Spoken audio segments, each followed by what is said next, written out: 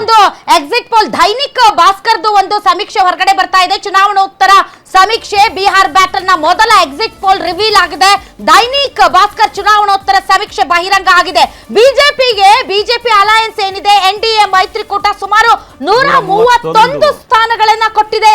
131 ಸ್ಥಾನ ಬಿಜೆಪಿ ಮತ್ತು JDU ಮೈತ್ರಿಕೂಟಕ್ಕೆ 131 ಸ್ಥಾನ, ಕಾಂಗ್ರೆಸ್ಗೆ 112, ಇತರೆ ಝೀರೋ. ಅಂದ್ರೆ ಪ್ರಶಾಂತ್ ಕಿಶೋರ್ ಪಕ್ಷ ಒಂದು ಸೀಟ್ ತಗೊಂಡಿಲ್ವಾ? ಒಂದು ತಗೊಳಕ್ ಸಾಧ್ಯ ಇಲ್ವಾ?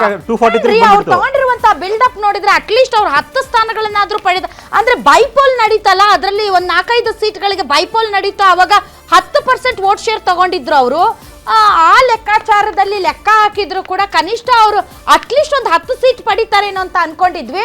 ನೋಡಿ, ಇದು ರಿಸಲ್ಟ್ ಅಲ್ಲ, ಇದು ಫಲಿತಾಂಶ ಅಲ್ಲ, ಇದು ಸಮೀಕ್ಷೆ. ಹಾಗಾಗಿ ಈ ಸಮೀಕ್ಷೆಗಳು ಮುಂದಿನ ದಿನಗಳಲ್ಲಿ ಫಲಿತಾಂಶವಾಗಿ ಪರಿವರ್ತನೆ ಆಗುತ್ತಾ ಆಗಲ್ವಾ, ಅದು ಬಹಳ ದೊಡ್ಡ ಚರ್ಚಿತ ವಿಷಯ.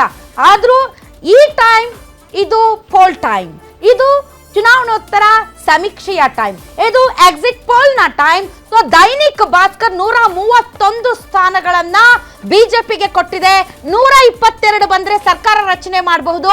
ಕಾಂಗ್ರೆಸ್ 112, ಇತರೆ 0. ಪ್ರಶಾಂತ್ ಕಿಶೋರ್ ಪೋಲ್ ಮಾಸ್ಟರ್ ಅಂತ ಅಂತಾರೆ, ಅವರನ್ನ ಸ್ಟ್ರಾಟಜಿಸ್ಟ್ ಅಂತ ಅಂತಾರೆ.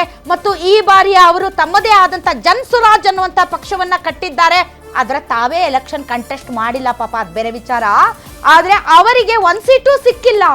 ಸತೀಶ್ 238 ಸ್ಪರ್ಧೆ ಮಾಡಿದ್ರು ಅವರು, ಅವರೆಲ್ಲ ಅಭ್ಯರ್ಥಿಗಳೆಲ್ಲ ಹಾಕಿದ್ರು. ಬಟ್ ಇಲ್ಲಿ ಈಗ ದೈನಿಕ್ ಭಾಸ್ಕರ್ ಪ್ರಕಾರ ಒಂದು ಕೊಡ್ತಾ ಇಲ್ಲ. ಈಗ 243ರಲ್ಲಿ ಬಿಜೆಪಿಗೆ ಅಂದ್ರೆ ಬಿಜೆಪಿ ಅಲಯನ್ಸ್ಗೆ 131, ಕಾಂಗ್ರೆಸ್ ಅಲಯನ್ಸ್ಗೆ 112, ಎರಡೂ ಸೇರಿದ್ರೆ 243 ಆಗ್ತಾ ಇದೆ.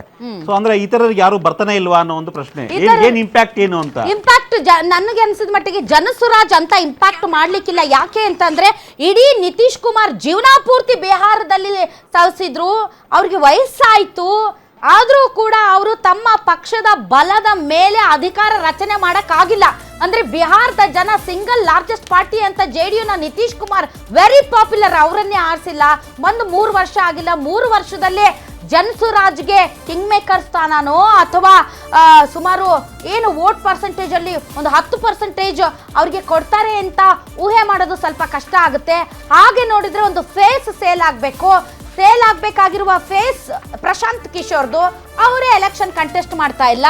ಕಂಟೆಸ್ಟ್ ಮಾಡ್ತಾ ಇರೋರು ಯಾರು? ಎಲ್ಲ bureaucrats, white collared engineers, doctors, lawyers, IAS officers, ಇವರೆಲ್ಲ ಪ್ರೊಫೆಷನಲಿ ಟೂ ಗುಡ್ ಇರಬಹುದು. ಆದ್ರೆ ಚುನಾವಣಾ ರಾಜಕೀಯ ಅಂತ ಬಂದಾಗ ಅಲ್ಲಿ ಜಾತಿ ಲೆಕ್ಕಾಚಾರ ಇರುತ್ತೆ, ಬೇರೆ ಬೇರೆ ವಿಚಾರಗಳಿರ್ತವೆ. ಇಂತಹ ಸಂದರ್ಭದಲ್ಲಿ ಐ ಡೋಂಟ್ ನೋ, ಅದನ್ನ ಅವರು ಎನ್ಕ್ಯಾಶ್ ಮಾಡ್ಕೊಳ್ಳೋದಕ್ಕೆ ಇದು ಸ್ವಲ್ಪ ಸಮಯ ಕಡಿಮೆ ಅಂತ ಅನ್ಸುತ್ತೆ. ಜೀವನ ಪೂರ್ತಿ ಸವಿಸಿದಂತ ನಿತೀಶ್ ಕುಮಾರ್ ಅವರ ಪಾರ್ಟಿನೇ ಸಿಂಗಲ್ ಹ್ಯಾಂಡ್ ಆಗಿ ಅವರು ಅಧಿಕಾರ ರಚನೆ ಮಾಡಕ್ ಬಿಟ್ಟಿಲ್ಲ ಬಿಹಾರದ ಜನ. 3 ವರ್ಷ ಬಂದಿರುವಂತಹ ಪಕ್ಷಕ್ಕೆ ತುಂಬಾ ದೊಡ್ಡ ಪ್ರಮಾಣದಲ್ಲಿ ಓಟ್ ಹಾಕ್ಬಿಡ್ತಾರೆ ಅನ್ನೋದು ಒಂದ್ ಸ್ವಲ್ಪ ಕಷ್ಟ ಸಾಧ್ಯ.